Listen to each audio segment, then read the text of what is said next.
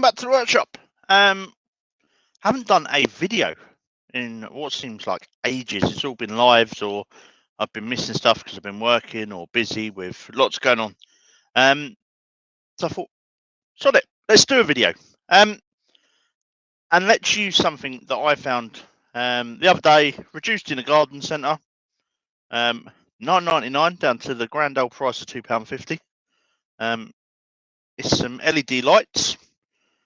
And I wanted to try and incorporate it into some wood turning, make a light, maybe something suitable for a child's bedroom or one of my nieces and nephews as a night light or something like that. So let's head over to the lathe and let's get this show on the road.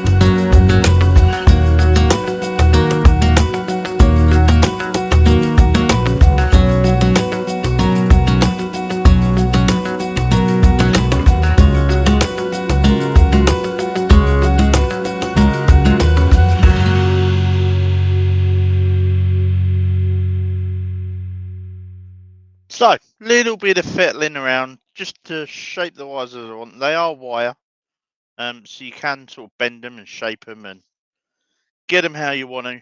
But there we go, something different, a little cosmic light. I'll probably send that off to one of my nieces or nephews if they want it.